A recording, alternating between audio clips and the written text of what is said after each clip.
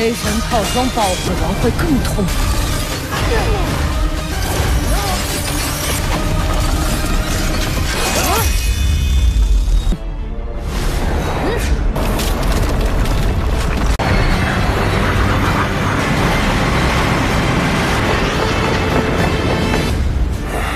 我马上就得办了。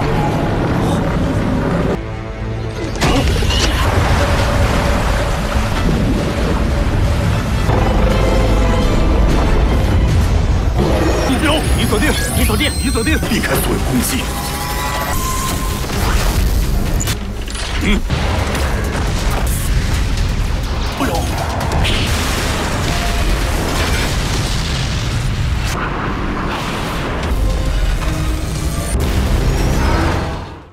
Halo semuanya, selamat datang di Ruang Film. Bagaimana kabar kalian semua? Semoga selalu sehat dan baik-baik saja. Sesuai jadwal, jadi pada hari ini kita akan lanjutkan series World Star season kedua. Minggu kemarin, Babata dan Lo Feng melakukan pencarian suku cadang terhadap pesawat luar angkasa. Tapi sebelum menyelesaikan itu semua, Lo Feng mengajak keluarganya untuk menemui bibi mereka. Meskipun sempat mendapatkan masalah dari bocah kaya yang sombong, namun Lo Feng dengan mudah menghadapi ini semua. Bahkan ia menyerahkan semua bukti kejahatan Xiang An kepada militer. Alhasil, ia pun harus dijerat berdasarkan hukum di sana. Setelah menyelesaikan segala urusannya, di sini Lo Feng pun akan berlatih bersama Babata. Babata memberitahu bahwa Lo Feng harus menjadi kuat secepat mungkin. Karena setelah melihat daftar peradaban kuno, ia mulai menyadari bahwa adanya peradaban asing yang telah datang ke bumi. Jadi dia takut akan ada peradaban asing yang akan mengincar bumi. Maka karena itulah Babata berharap Lo Feng bisa secepat mungkin menjadi kuat. Karena cepat atau lambat peradaban asing yang serakah akan mengarahkan pandangan mereka ke bumi. Lo Feng paham dan Denny akan menjadi lebih kuat dari sebelumnya. Saat itu juga ia pun masuk ke dalam kesadaran Babata, yakni adalah Kastil Merah. Babata memberitahu bahwa ini adalah ruang virtual pribadi yang dia bangun untuk Lo Feng. Apalagi mereka tahu betul warisan yang ditinggalkan oleh Huyanbo untuk dia terlalu berat. Jadi Babata pun sudah memikirkan ide untuk membantu Lo Feng dalam berkultivasi dengan cara yang lebih mudah. Saat itu juga ia pun memperlihatkan 5 pelayan yang selalu berada di sisi Huyanbo. Tentu saja hal itu membuat Lo Feng terkejut karena dia merasa Babata ingin dirinya menghadapi 5 pelayan itu. Untung saja Babata tidak sekejam itu, karena dia tidak mungkin membiarkan 5 pelayan ini menghabisi Lo Feng. Ia pun memberitahu bahwa Wuja dan Yuxia adalah ahli bela diri genetik. Sedangkan Dui, Bokodo, dan Xuan Yi adalah master mental seperti Lo Feng. Untuk memudahkan Lo Feng, Babata akan mengatur mereka supaya bisa selevel dengannya. Nah, lawan pertama yang harus Lo Feng hadapi ada Dui, yang mana dia itu adalah ras kristal, salah satu dari 6 kelompok puncak di alam semesta. Hal ini wajar karena ras kristal selalu berusaha untuk menjadi yang terkuat. Dui ini termasuk yang jenius di antara ras kristal lainnya. Dia itu juga membenci mengkhianati rasnya, jadi dia lebih mengutamakan kelompok dalam segala hal. Maka karena itulah, ia pun mulai mengembara di alam semesta dengan mengambil alih tubuh dari kelompok yang berbeda. Hal itu terus dia lakukan hingga menjadi sekuat itu. Babata merasa Dui ini akan sangat cocok untuk menjadi rekan latihan Lo Feng, karena dia itu tidak memiliki kekurangan apapun dibandingkan dengan Lo Feng. Babata pun akan memasukkan ingatan Dui ke dalam tubuh replika ini. Ia juga meminta Lo Feng untuk tidak khawatir, karena dia bisa menekan kekuatan tempur dari tubuh replika ini. Namun karena Dui sudah memiliki pengalaman selama jutaan tahun, jadi dia pasti memiliki begitu banyak cara untuk bisa menghabisi Lo Feng. Di saat ingatan Dui dimasukkan ke dalam tubuh replika ini, seketika saja kita pun bisa melihat ingatan kecil dari Dui. Bahkan terlihat adanya seorang pejuang yang melancarkan serangan kepada mereka. Akibat ingatan itu membuat Dui sangat marah dan langsung saja melancarkan serangan kepada Lo Feng.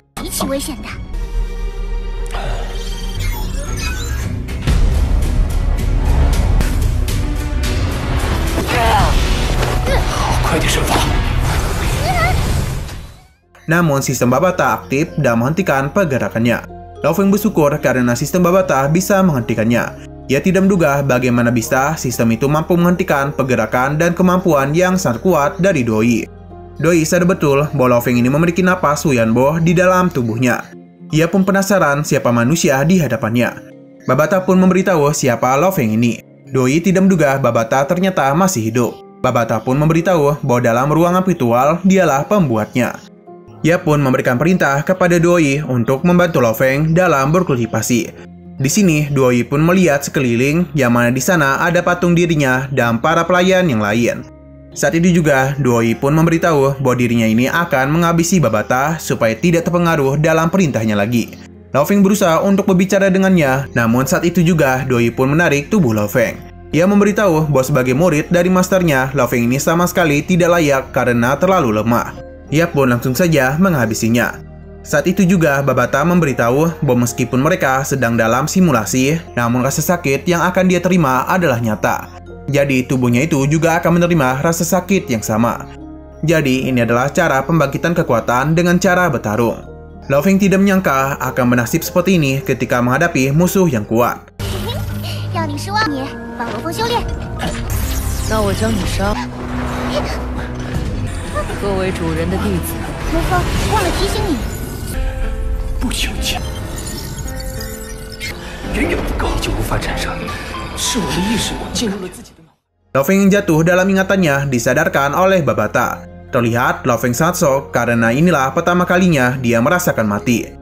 Duoyi yang mendekati Lao Feng menyadarkan dirinya bahwa dia itu kalah dengan hanya satu gerakan saja. Babata menjelaskan kristal yang digunakan oleh Duoyi dapat mengubah serangan menjadi apapun. Duoyi penasaran apa yang akan Lao Feng lakukan, karena dia itu tidak dapat melakukan satu gerakan saja di bawah perhatiannya. Ia pun merasa Lao Feng ini sama sekali tidak memenuhi syarat menjadi murid dari tuan mereka. Jadi karena itu semua, ia pun akan melenyapkannya. Lao Feng tahu betul dirinya tidak layak, namun ia akan membuktikan dirinya layak dalam pertarungan ini. Tentu saja, Duoyi ini tertarik dengan perkataan Lao Feng, jadi dia akan menemaninya bertarung. Melihat itu semua, Babata pun mulai melakukan sesuatu, yang mana dia itu akan mengubah arena ini menjadi lebih akrab di mata Duoyi. Mereka pun bertarung di bintang tinta meteoroid dari Huyanbo. 那接下来的选择战斗环境吧。在主人的允。 Duoyi akan melihat berapa lama Lao Feng bisa bertahan dari serangan yang ia lancarkan. Pertarungan pun terjadi di antara mereka. 红山钻，到了一招。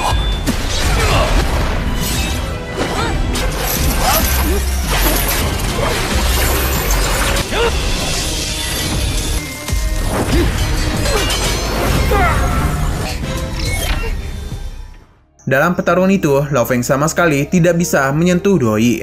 Bahkan dia itu sudah berapa kali mati. Lao Feng bingung apa yang harus dia lakukan. Karena tidak hanya serangan Duoyi saja yang kuat, namun pertahanannya juga sangat sulit untuk dia tembus. Namun Lao Feng tidak menyerah dan kembali bertarung. Dalam tekanan tinggi ini dan kematian yang sudah tak terhitung jumlahnya lagi, entah mengapa Lao Feng sepertinya merasakan dirinya hampir mencapai titik tertentu. Babata menyadari ini karena semua energi genetik Lao Feng berkumpul di dantian. Dalam pertarungan itu, Duoyi memberitahu Lao Feng dia itu sama sekali tidak memiliki kekuatan untuk menyentuh dirinya. Jadi dia meminta untuk segera menyerah saja. Tapi pada saat juga tubuh Lao Feng pun mengalami sesuatu, yang ternyata tubuhnya telah melakukan penerobosan. 高压下，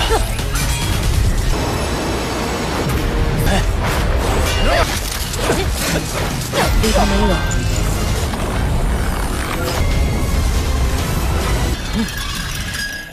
Dia pun dengan mudah menahan serangan Duoyi dan membuat dia sangat terkejut. Ia tahu sebenarnya ini adalah tubuh Pajra. Kali ini serangan Duoyi tidak bisa menghabisi Lao Feng. Nah, hal ini bisa terjadi karena perbedaan kekuatan yang jauh di antara mereka telah memaksa tubuh Lao Feng untuk berkembang. Babata memberitahu bahwa energi kosmik yang diserap dalam pertarungannya akan membentuk sebuah energi utama, yang mana ada 8 energi genetik yang asli. Sedangkan Lao Feng terbangun dengan tubuh Pajra yang sangat langka.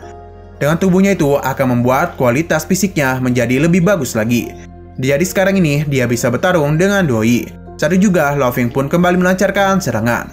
Meskipun terlihat unggul, namun ternyata Duoyi ini masih memiliki serangan kejutan. Yang mana pada saat juga Lao Feng pun dibawa masuk ke dalam sebuah tempat. Yang mana di sana Duoyi pun kembali menghabisi dirinya. 金刚身让罗峰在身体速成。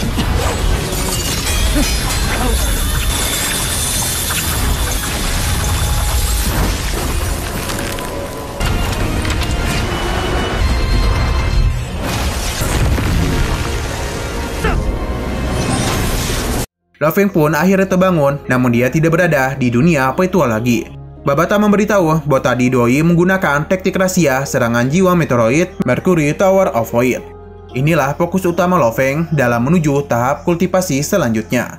Sebelum melanjutkan ujian, Babata memberikannya selamat karena dia telah berhasil menyelesaikan tahap kultivasi pertama, yang mana tubuh fisiknya sudah masuk ke dalam tahap pertama tingkat bintang Xingxing. Lo Feng merasa kini tubuhnya sangat kuat. Namun Babata meminta dia untuk tidak cepat puas dulu karena bagaimanapun perjalanannya masih jauh. Bahkan ini saja baru dimulai. Setelah latihannya selesai, Lo Feng pun berpamitan dengan bibinya dan kembali pulang ke rumah. Kita lalu dibawa ke rumah Lo Feng, yang mana saat ini ibunya ingin mengajak Lo Feng untuk makan bersama. Tapi Lo Hua meminta untuk tidak memanggil kakaknya karena dia yakin Lo Feng pasti sedang berlatih. Saat ini Lo Feng sedang berlatih di medan gravitasi 1088 ton. Hal ini tentu saja sungguh berat bagi Lo Feng, karena bobot bumi saja lebih dari 70 ton. Dia membutuhkan begitu banyak kekuatan untuk bisa bertahan. Sedangkan Doi ini sama sekali tidak kesulitan. Di sisi lain, Babata itu sedang sibuk mencari barang-barang yang telah Lo Feng beli. Namun sayang sekali semua itu hanyalah peradaban tingkat rendah. Dan tentu saja itu sama sekali tidak bisa memperbaiki pesawat mereka. Ia pun berharap supaya di pembelian mereka selanjutnya ada tingkat yang lebih tinggi lagi. Babata pun melihat pertarungan Lo Feng yang mana saat ini mereka sudah masuk ke dalam medan gravitasi. Dalam pertarungan ini, Lo Feng jauh lebih baik daripada sebelumnya. Karena setiap dia menerima serangan dari Doi, dia itu tidak langsung mati dan hanya terpental saja. Tidak hanya itu, di sini Lo Feng juga telah berhasil menggunakan Mo Yanfin sebagai armor pelindung. Dalam pertarungan, Doi memberitahu bahwa armor Dewa Hitam tidak akan dapat lagi melindungi dirinya. Jadi, kematian Lo Feng selanjutnya akan lebih menyakitkan.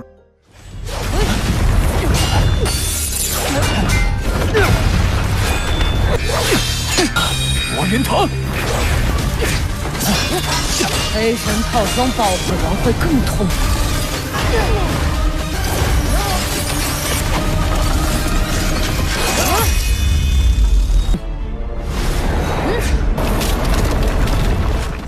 Meskipun armor Dewa Hitamnya telah dilepas, namun Mo Yanfin telah berhasil menjadi armornya. Tapi tetap saja, itu semua tidak bisa mengalahkan Doi. Nah, dalam pertarungan itu, Doi sangat tertarik dengan pecahan yang Lo Feng lemparkan kepada dirinya. Babata tidak menduga Lo Feng telah berhasil mengendalikan 19 senjata. Bahkan dia itu juga mampu mengendalikan pecahan Red Mix. Doi yang tidak tahu dijelaskan oleh Babata bahwa pecahan itu terkelupas dari pesawat bintang meteoroid. Hal ini bisa terjadi karena perisai energi di luar pesawat tidak mampu menahan itu lagi. Alhasil mereka pun jatuh bersama ke bumi. Tentu saja kejadian pada saat itu sama sekali tidak dilupakan oleh Doi.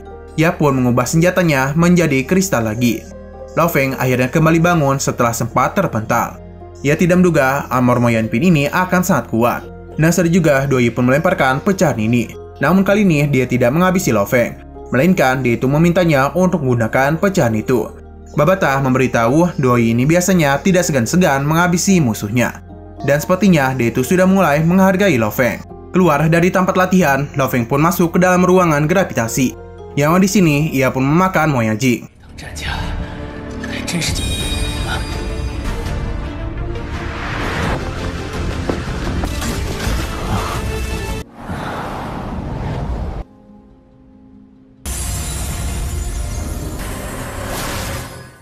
Dan memakan Mo Yanjing tadi, kini planet kecil di lautan kesadaran Lo Feng sudah mulai terbentuk dan akan menembus level bintang petualang tingkat 1. Babata yakin jumlah planet akan terus bertambah seiring dengan kemajuan kekuatan mental Lo Feng.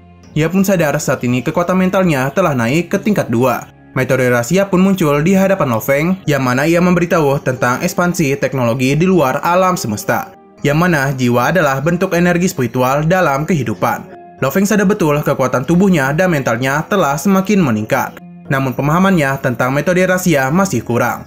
Bahkan ia sama sekali tidak pernah bisa melakukan serangan balik kepada Doi. Lo Feng pun kembali memasuki ruangan virtual untuk berhadapan dengan Doi.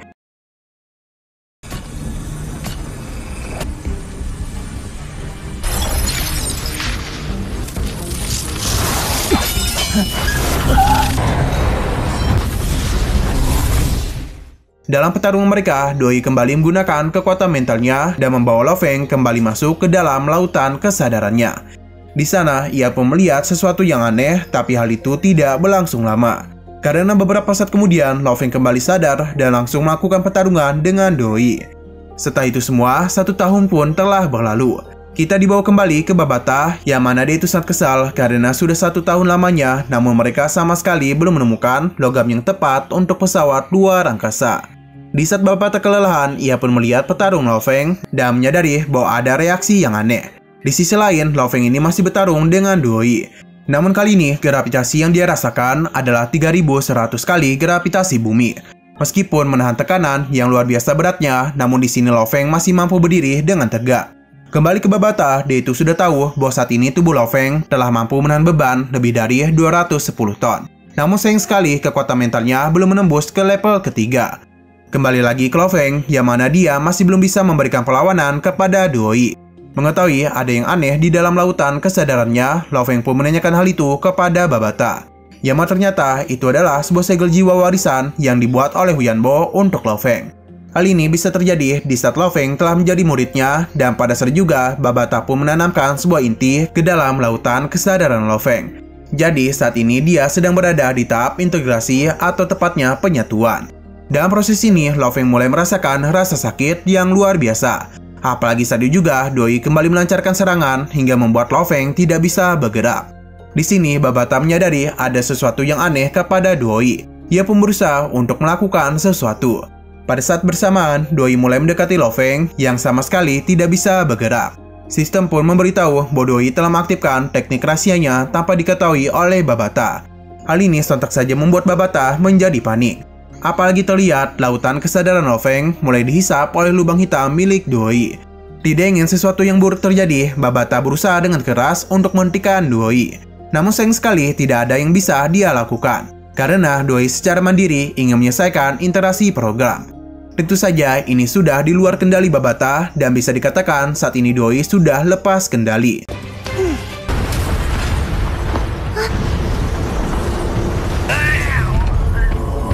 什么？夺舍吸收，得以自主完成了程序迭代，失控了。 Di tengah proses penyerapan ini, Babata meminta Doi untuk segera menghentikan hal itu. Karena bagaimanapun, dia sudah tidak memiliki jiwa lagi. Dan tentu saja, apapun yang dia lakukan tidak akan berhasil. Babata berusaha dengan keras menghentikan Doi. Apalagi Lo Feng adalah satu-satunya murid Huyanbo yang masih hidup. Jika Doi tidak berhenti, maka nyawa Lo Feng akan dalam bahaya. Tapi Doi tidak ingin mendengarkannya dan terus berusaha untuk mengambil alih kehidupan Lo Feng. Secara perlahan, Lo Feng ini mulai berubah menjadi kristal, dan pada saat bersamaan, Doi memberitahu bahwa hidup Lo Feng akan menjadi miliknya. Secara sadar, Lo Feng mulai merasakan kenangan, emosi, dan persepsi mulai meninggalkan tubuhnya. Ia juga sadar bahwa secara perlahan dirinya akan segera menghilang. Lo Feng tentu tidak ingin hal ini terjadi karena kehidupannya baru saja dimulai. Dan juga ada orang-orang yang harus dia lindungi. Maka karena itulah, dia ini tidak akan membiarkan Doi mengambil alih tubuhnya. Akibat ini semua membuat Doi bingung bagaimana bisa kekuatan mental Lo Feng meningkat dengan sangat pesat. Tidak hanya itu, lubang hitam Doi juga berhasil dihancurkan oleh Lo Feng. Dan pada akhirnya, Lo Feng pun berhasil membebaskan diri. Babata pun tahu kekuatan mental Lo Feng telah menembus level ketiga. Melihat apa yang terjadi kepada Lo Feng, membuat Babata dan Doi sadar bahwa kekuatan ini sama persis dengan milik Huyanbo. 你的生命，情绪在消失，你守护的一切。记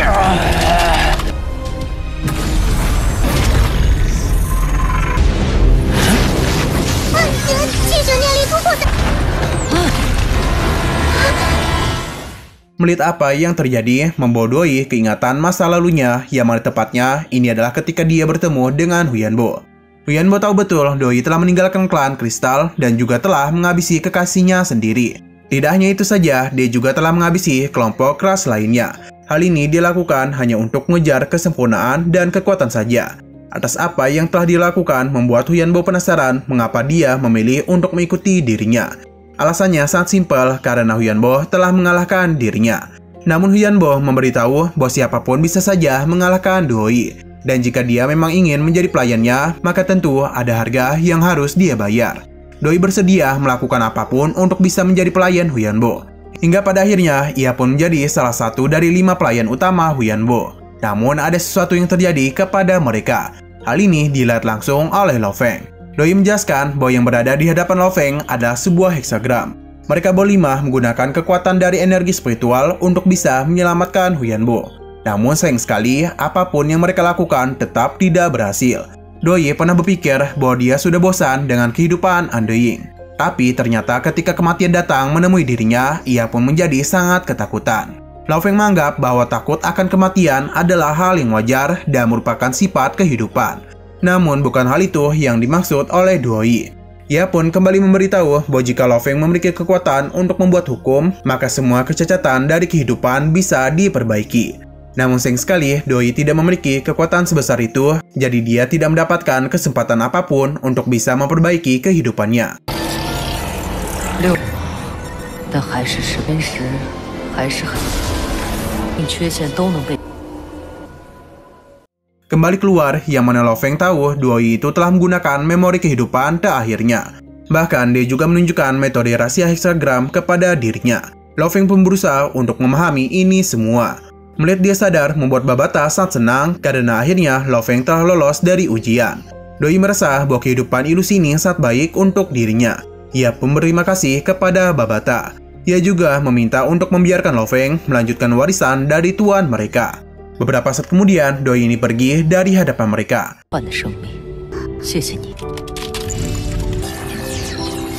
Babata sedikit kesal karena dia ingin menanyakan bagaimana cara Doi untuk bisa keluar dari kendali segel jiwa. Lo Feng malah bersyukur Doi bisa lepas kendali karena dengan begitu akhirnya dia menjadi tahu bahwa Doi telah meninggalkan segalanya demi mengejar kekuatan. Namun pada akhirnya ia memilih untuk mengabdi kepada Huyanbo. Lo Feng juga sadar bahwa Doi ini berencana untuk mengambil alih kehidupannya. Namun dia masih bingung dengan kehidupan ini. Babata memberitahu bahwa tujuan mereka sudah jelas, yang mana mendapatkan warisan tinta meteor. Hal itu bisa terjadi jika semua orang bisa dikorbankan. Andai saja bencana kepunahan menyerang sekarang, Babata akan melakukan segala cara untuk mengeluarkan Lo Feng dari bumi.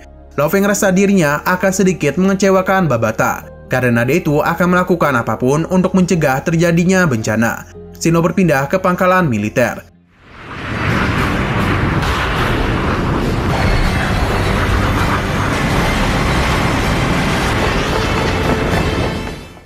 Di sini kita pun diperlihatkan adanya sebuah mayat monster. Henderson memberitahu bahwa ini adalah mayat ketiga dari monster tingkat raja yang mereka temukan dalam kurun waktu 3 bulan ini. Tidak hanya itu, mereka juga mendapatkan sebuah rekaman mengenai adanya serangan yang menghancurkan pesawat. Ternyata pesawat ini sedang mengangkut logam mulia dari peradaban kuno. Tim pencari berusaha untuk mencari sisa-sisa dari lokasi serangan. Namun mereka tidak menemukan apapun di lautan itu. Tidak itu saja, ketika mereka berusaha untuk mencari logam mulia dengan detektor logam, mereka tidak menemukan apapun yang seakan-akan pesawat dan logam mulia ditelan oleh sesuatu. Henderson yakin sesuatu pasti telah terjadi di lautan dalam. Dia yang menyadari sebuah keanehan berencana untuk melakukan pelayaran bersama mereka. Henderson tidak sendirian karena kapal penjelajah dari Eropa juga ikut membantu, dan kapal itu dipimpin langsung oleh Keita. Kemungkinan mereka itu akan segera tiba. Di sebelah lain terlihat salah satu tentara mendapatkan kabar bahagia bahwa dirinya akan menjadi ayah. Teman-temannya pun memberikan selamat kepadanya. Namun pada saat juga teriakan yang mengerikan pun terdengar di lautan itu. Seketika saja langit pun mulai gelap dan burung-burung mulai menjauh dari tempat ini. Mereka semua mulai menyadari adanya sebuah monster yang datang dengan sangat cepat. Namun tidak ada satupun yang tahu monster apa yang sedang menuju ke tempat mereka. Untuk mengetahui itu semua, pesawat pengintai pun dikirim.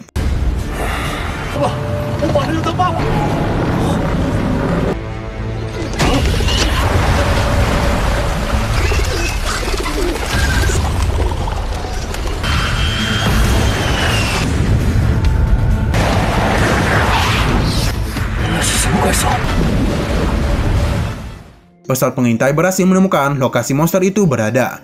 Namun posisinya masih belum dapat mereka kunci. Mengetahui itu semua, Henderson meminta para penembak untuk segera berada di posisi. Karena mereka harus secepat mungkin menghabisi monster ini. Monster yang sedang mereka awasi mulai menunjukkan gelombang energi kehidupan yang meningkat sangat pesat. Tidak itu saja, ternyata monster yang tidak diketahui ini memiliki energi yang melebihi perkiraan mereka. Pihak militer pun merasa apakah monster yang sedang mereka hadapi ada monster tingkat raja yang baru. Pesawat pengintai mencoba untuk terbang rendah supaya bisa mengetahui lokasi tepat dari monster itu. Namun tanpa diduga, monster ini bergerak sangat cepat dan bahkan menghancurkan segala sesuatu yang berada di hadapannya. Pergerakan cepat dari monster ini menyebabkan berbagai kapal hancur begitu saja. Bahkan hal ini menimbulkan kepanikan kepada awak kapal yang sedang bertugas.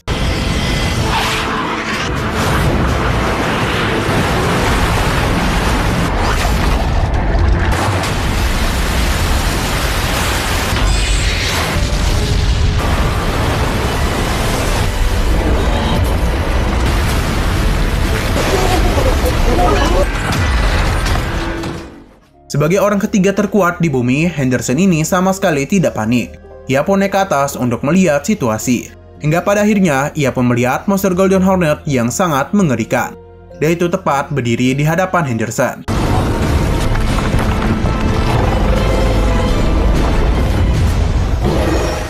Keita yang melihat hal itu tentu sangat merinding. Tidak hanya dia saja, namun kita yang menyaksikan hal ini juga ikut merinding. Di tengah kengeriannya itu, kita pun dibawa kembali ke kota pangkalan Jiangnan. Yang di sana, Lao Feng dan Susin sedang berjalan-jalan. Tapi kali ini bukan kencan, melainkan mereka berdua kemungkinan sedang mendaftarkan pernikahan mereka.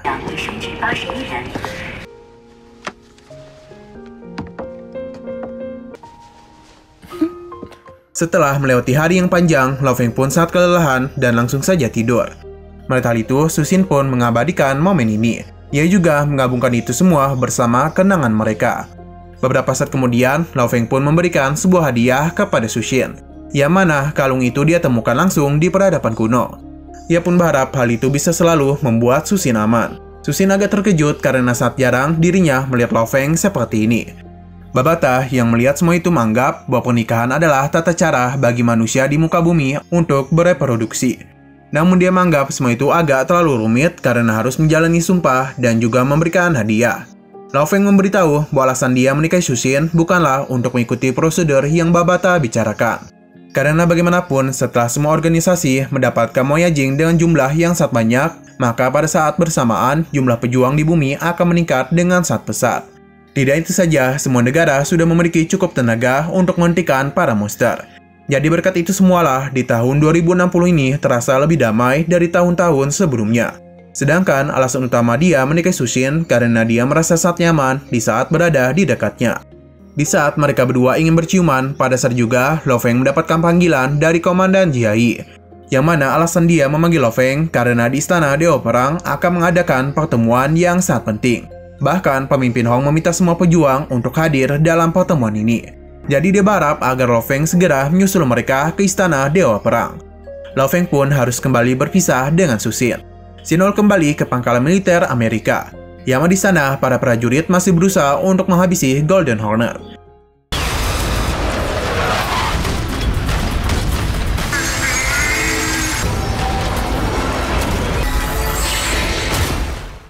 Sayang sekali, seberapa keras pun usaha mereka ada mengalahkan monster itu, hal ini sama sekali tidak berhasil. Bahkan beberapa armada kapal perang telah berhasil dia hancurkan. Di sini, Henderson berusaha untuk menyelamatkan beberapa prajurit sebisanya. Karena bagaimanapun sudah banyak sekali yang terluka akibat serangan dari Golden Hornet. Ia pun meminta untuk segera mengirimkan data dari monster itu. Beberapa saat kemudian, Keita memberitahu bahwa dia telah menyelesaikan urusannya dengan armada Amerika. Jadi kini pihak Eropa bisa dengan bebas memberikan bantuan kepada mereka. Henderson bersyukur karena mendapatkan bantuan yang sangat banyak. Ia pun segera memberikan perintah kepada semua unit untuk melancarkan serangan dari udara maupun dari laut. Karena bagaimanapun mereka harus secepat mungkin menghabisi monster ini sebelum mencapai ke daratan. Para prajurit paham dan pada saat juga penyerangan pun kembali dilakukan.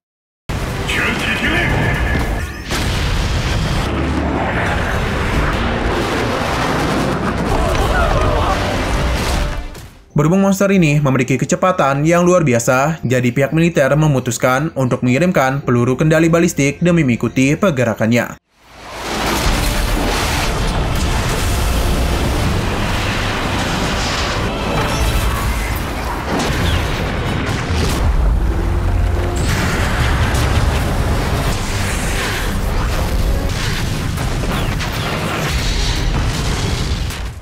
Hal itu sebenarnya sempat membuat Golden Hornet kesusahan. Namun karena monster ini memiliki kecerdasan yang berbeda dari monster biasanya, jadi dia dengan mudah menghindar dan bahkan menghancurkan peluru kendali balistik. Melihat monster ini bisa terbebas dari serangan mereka, membuat Keita maupun pihak militer lainnya kebingungan karena bagaimana bisa monster itu lolos dalam sekejap mata. Sadar monster ini sangat berbahaya, jadi Henderson meminta Keita untuk terus meningkatkan pengejaran mereka. Tapi di saat mereka melakukan pengejaran, tiba-tiba saja Golden Hornet menghilang dari radar. Hal ini pun tentu saja membuat mereka semua kebingungan kemana monster itu pergi. Hingga pada akhirnya mereka pun sadar bahwa monster itu tepat berada di atas mereka. Keita yang memiliki sebuah rencana mengajak beberapa regu untuk mengikuti komandonya. Sedangkan yang lainnya diminta untuk memutar arah. Berkat komando yang Keita berikan, mereka pun akhirnya bisa menemukan monster itu. Setelah berhasil mengunci pergerakannya, Keita pun memerintahkan untuk menggunakan meriam laser. Henderson tahu betul bahwa monster ini memiliki pergerakan yang begitu cepat. Tapi dia yakin meriam laser yang terpasang di jet tempur mampu mengenainya. Apalagi senjata itu memiliki laju tembakan yang sangat tinggi. Dengan semua itulah, Henderson pun sangat yakin Golden Hornet tidak bisa menghindari serangan itu.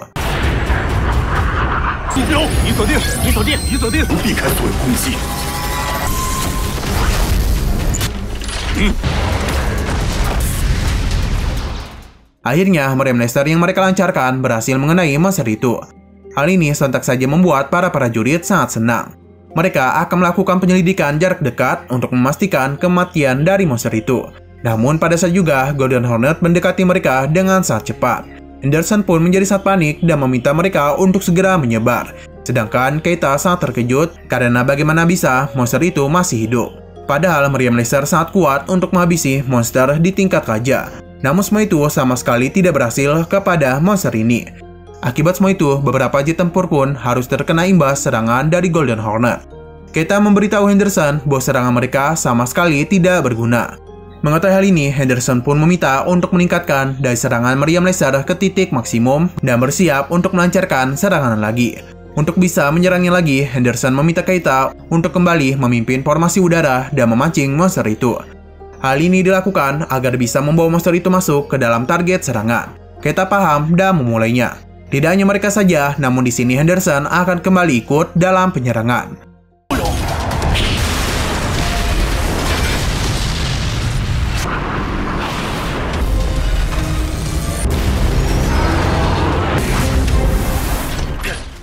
Pihak militer juga kembali melancarkan serangan untuk menghabisi monster itu.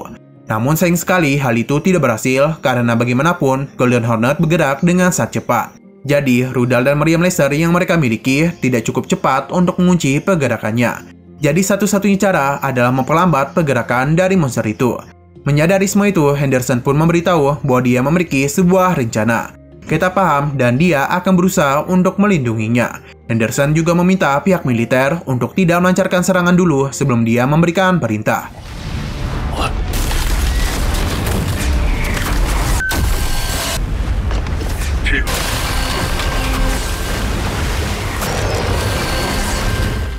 Dengan kekuatan yang dia miliki, Henderson berhasil membekukan Golden Hornet.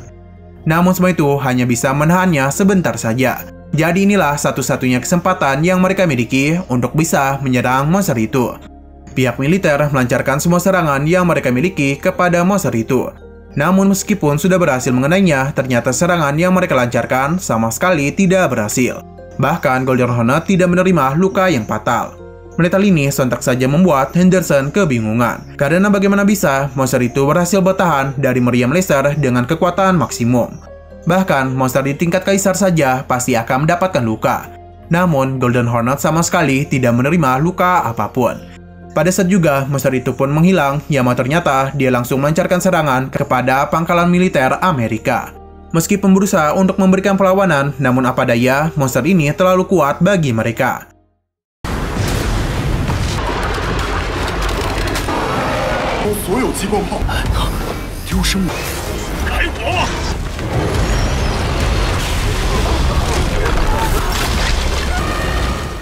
Shin pun berpindah ke istana Dewa Perang yang terlihat Lo Feng dan Komandan Jia sudah tiba. Dia merasa pertemuan ini sepertinya akan membahas sebuah pertahanan. Karena bagaimanapun banyak sekali figur dari pihak militer yang berdatangan. Ia pun mengajak Lao Feng untuk duduk dekat 5 tetua, karena dengan begitu mereka lebih mudah untuk bernegosiasi dengan para pemimpin di berbagai dunia. Di sini Lao Feng pun melihat tetua kelima bernama Aktil, yang mana dikatakan bahwa dia adalah pemimpin terkuat kedua di Eropa setelah Easter. Namun dia itu memiliki profil yang tidak begitu banyak dan sangat jarang muncul di pertemuan. Tapi melihat dia datang pada hari ini, jadi sudah dipastikan bahwa pertemuan kali ini sangatlah penting. Beberapa saat kemudian, Henderson pun muncul dengan kondisi yang sangat kacau. Melihat hal itu, Sokolov pun memberikannya minum. Lao Feng tidak tahu sebenarnya apa yang telah Henderson alami hingga bisa menjadi seperti itu. Beberapa saat kemudian, Hong dan Lei Shen pun akhirnya muncul juga. Tanpa banyak bicara, Hong langsung saja memberitahu bahwa di Amerika telah terjadi sebuah kekacauan yang belum pernah terjadi di sejarah umat manusia. Atas apa yang telah terjadi itu membuat Hong takut kejadian itu akan menyebar ke seluruh negara. Sontak saja hal ini membuat semua pejuang terkejut sekaligus kebingungan. Henderson pun akan memperlihatkan sebuah rekaman agar semua orang bisa memahami apa yang baru saja dibicarakan oleh pemimpin Hong. Terlihat dalam rekaman itu, Golden Hornet berhasil menghancurkan semua armada. Tidak itu saja, ia pun menggunakan kemampuan penghisapnya kepada semua prajurit di tempat itu. 遭遇了前所未有的灾难。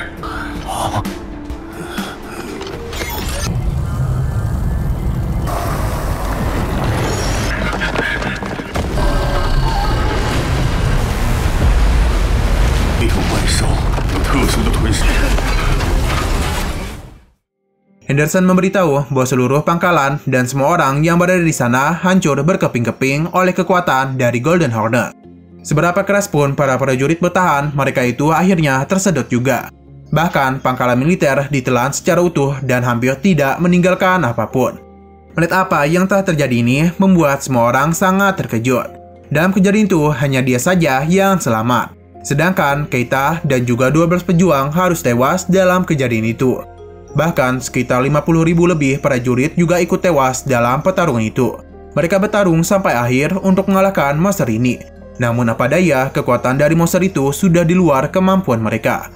Mendengar semua ini, sontak saja membuat Lao Feng sangat kesal.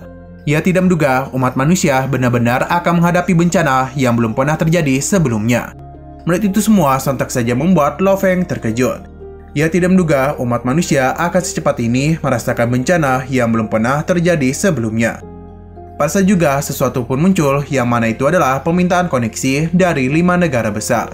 Hong membenarkan hal itu karena 5 negara besar juga sedang melakukan rapat.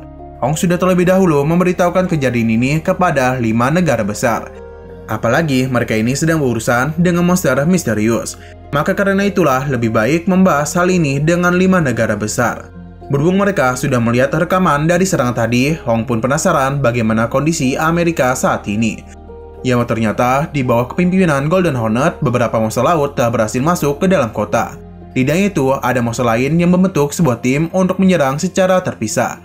Akibat semua itu, setidaknya 4 pangkalan perang telah dihancurkan oleh para monster. Dan lebih dari 210.000 tentara telah tewas dalam serangan ini. Lei Shen sadar betul pasti hal itu dilakukan oleh Kaisar Binatang yang sudah lama tidak melakukan pergerakan. Sontak saja hal ini membuat semua orang terkejut. Karena jika kedua kaisar itu ikut terlibat, maka bisa dipastikan kondisi mereka sudah tidak diuntungkan. Hong meminta untuk segera mengumpulkan informasi secepat mungkin, agar bisa mencegah hal-hal yang tidak diinginkan. Apalagi mereka masih belum tahu apa-apa tentang monster misterius ini. Nah, berdasarkan informasi yang didapatkan oleh Hansia, ada semacam kehidupan di kosmik, yang mana hal itu sangat cocok dengan karakter dari monster ini. Hansia sudah memikirkan hal ini dengan sangat hati-hati, jadi pada akhirnya mereka akan membuka segel dokumen rahasia yang mereka miliki, yang mana Komandan Lee akan menjelaskan tentang misteri arsip nomor 7. Komandan Lee memberitahu bahwa militer Xia mulai melakukan penelitian terhadap pergerakan monster bawah laut, dan hal ini mereka lakukan dalam skala jangka panjang. Dalam penelitian itu, mereka telah menemukan sisa-sisa peradaban kuno, yang mana itu adalah peradaban kuno nomor 2. Di dalam peradaban itu, ada beberapa catatan kehidupan di luar angkasa, yang mana informasi itu menunjukkan ada sebuah monster luar angkasa. Meskipun awalnya terlihat lemah, namun setelah mencapai umur dewasa, dia itu akan menjadi monster kelas alam semesta. Dan monster itu disebut sebagai Beast Giant. Mendengar semua itu membuat semua orang sangat terkejut. Alasan mereka terkejut karena tidak pernah mendengar tentang nama itu. 我国经缉7号档案，李司令为掌握海域怪兽，除了我以外，名遗迹，其中的信息显示，这种怪兽。 Komandan Lee kembali menjelaskan bahwa ada berbagai jenis Beast Giant, dan monster misterius itu berada di kelas Behemoth. Untuk bisa menelan satu pangkalan militer, monster itu harus naik menjadi tingkat pagositosis. Jika mencapai tahap itu, maka monster ini akan memiliki kemampuan untuk melahap segalanya. Mendengar semua itu membuat Hong penasaran seberapa kuat monster ini, dan apakah ada tingkatannya di alam semesta. Komandan Lee memberitahu bahwa binatang kosmik memiliki panjang tubuh sekitar 10.000 meter. Sedangkan monster yang menyerang mereka hanya 180 meter saja. Jadi, Komandan Lee merasa monster itu berada di tingkat bintang petualang level 8 atau bisa saja level 9. Bahkan bisa saja lebih tinggi lagi dari bintang petualang. Inilah pertama kalinya manusia bumi bertemu dengan monster setingkat star. Para pejuang lainnya masih tidak tahu apa yang sedang dibicarakan oleh pemimpin Hong. Sedangkan para pejuang tingkat tinggi sudah mulai memahami ini semua. Henderson yang mengingat kejadian penyerangan itu meminta untuk segera menentukan tindakan apa yang harus mereka ambil. Apalagi dia ini tidak tahu berapa banyak lagi korban yang akan Amerika terima. Hong menenangkannya dan saat ini Istana Dewa Perang sedang mengumpulkan data dari monster itu. Mereka sangat terkejut setelah melihat kecepatan yang dimiliki oleh Golden Hornet. Bahkan para pemimpin dunia saja juga sangat terkejut karena bagaimanapun monster itu 2 hingga 3 kali lebih cepat dibandingkan dengan Lei Shan maupun Hong. Lao Feng yang adalah master mental tingkat 3 masih belum bisa meimbangi kecepatan monster itu. Bahkan jikapun dia menggunakan Heaven Parbit Shuttle-nya. Akti merasa dengan data yang mereka miliki dan hasil pertarungan yang dilakukan oleh Henderson, maka ia merasa umat manusia tidak memiliki kesempatan untuk bisa mengalahkan monster ini. Mendengar semua itu membuat semua orang kehilangan semangat juangnya. 要不然，亚美利手的战斗数据进行搜集和整。 作为行星级3将超过5000米每秒，面对抗星空巨兽。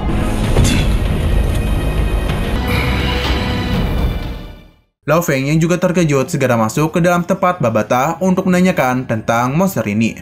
Melihat sosoknya membuat Babata sangat terkejut.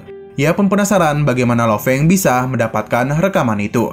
Mengetahui Golden Hornet telah muncul di bumi membuat Babata semakin kebingungan karena bagaimanapun dia telah menjelajahi alam semesta bersama Huyan Bo dan dia itu hanya bertemu dengan 3 binatang luar angkasa saja.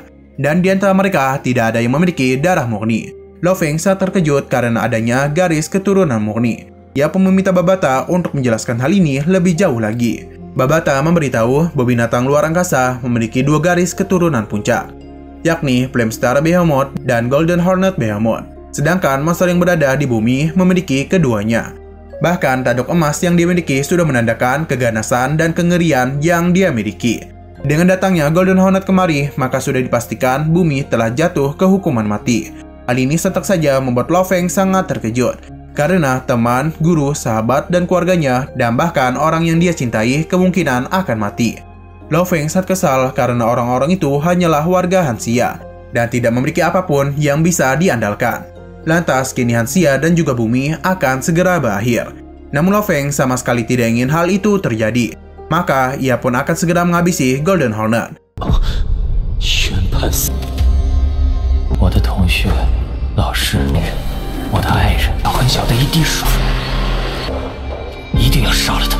Babata mencoba untuk menyadarkannya. Karena bagaimanapun Golden Hornet adalah binatang luar angkasa yang berada di tingkat star level 3. Jadi seharusnya Lao Feng itu tidak membuat masalah dengan monster ini. Apalagi Lao Feng memiliki garis keturunan Yunmo, sedangkan Golden Hornet juga memiliki garis keturunan yang besar. Jadi dengan darah mulia yang monster itu miliki, menghabisnya saja tidak bisa mereka bayangkan. Babata meminta Lao Feng untuk tidak melawan monster itu. Jikapun mereka dalam bahaya, Lao Feng masih bisa bersembunyi di dalam pesawat meteoroid. Ketahanan pesawat itu sangatlah kuat dan tidak akan mudah dihancurkan. Bahkan jikapun Golden Hornet ingin menelannya, hal itu tidak akan bisa dia lakukan. Namun Lao Feng tidak ingin melakukan hal itu. Babata masih berusaha untuk mengubah pemikiran Lao Feng. Bahkan dia mengizinkan untuk membawa orang-orang yang dia cintai memasuki pesawat meteoroid. Sayang sekali Lao Feng tidak ingin melakukan hal itu, apalagi tidak mungkin dia selalu bersembunyi seperti ini hanya untuk melarikan diri dari bencana. Dan di saat ia keluar, dia itu akan melihat kekacauan di bumi. Ia juga akan melihat rekan-rekan yang ia kenali sudah mati dan tidak ada siapapun lagi di bumi. Tentu saja hal itu tidak bisa ia bayangkan. Babata bukanlah seorang manusia, jadi dia tidak dapat merasakan itu semua. Namun alasan dia memiliki rencana itu karena dia tahu saat ini Lo Feng tidak bisa mengalahkan Golden Hornet. Lo Feng paham betul kekuatannya masih lemah. Namun dia tidak ingin meninggalkan semua orang dan juga negaranya. Dan jika hanya tinggal dia saja yang hidup, tentu hari-hari yang dia jalani akan sangat buruk. Lo Feng merasa jikapun nantinya mereka mati, mereka itu akan memiliki sebuah kebanggaan daripada harus mati menjadi budak. Lo Feng akan melakukan apapun demi Hanxia dan bumi. Karena bagaimanapun ini adalah tanah kelahirannya. Lo Feng pun meminta Babata untuk memberitahu bagaimana cara menghabisi Golden Hornet. Tapi Babata sama sekali tidak memiliki rencana apapun. Lo Feng memintanya untuk memikirkan segala hal. Karena bagaimanapun Babata sangatlah pintar. Nah akhirnya Babata pun ingat ada senjata yang bisa menghancurkan bintang. Babata memberitahu bahwa dalam alam semesta ini peringkat stellar sudah dianggap sebagai orang yang kuat. Bahkan Huyan Bo saja bisa bertarung dengan pasukan bintang dengan tubuhnya. Hal ini bisa dibicarakan karena Babata yakin akan sangat sulit bagi pasukan bintang untuk menghabisi seorang di tingkat Undying. Maka karena itulah mereka menciptakan sebuah senjata meskipun hal itu masih belum berguna. Namun Babata yakin jika menghadapi musuh di tingkat bintang, senjata itu masih bisa digunakan. Tapi untuk membentuk senjata yang kuat tentu saja membutuhkan waktu yang lama. Namun sebelum senjata itu selesai, bumi pasti sudah dihancurkan oleh Golden Hornet. Karena dengan perkembangannya saat ini, setidaknya bumi hancur dalam kurun waktu 1 bulan saja. Tapi jikapun mereka berhasil membuat senjata itu, mereka itu harus mengenai Golden Hornet yang memiliki kecepatan yang luar biasa. Jadi bisa dikatakan hal itu cukup sulit. Babata pun menanyakan apakah Lo Feng benar-benar akan menghadapi monster itu. Jika dia tetap melawan musuh itu, maka hanya ada satu cara yang bisa mereka gunakan. Babata kembali menjelaskan bahwa planet bumi memiliki begitu banyak bangkai pesawat luar angkasa. Dan poin-poin itu dilengkapi dengan senjata ampuh. Meskipun sudah lama, tapi itu semua masih bisa digunakan.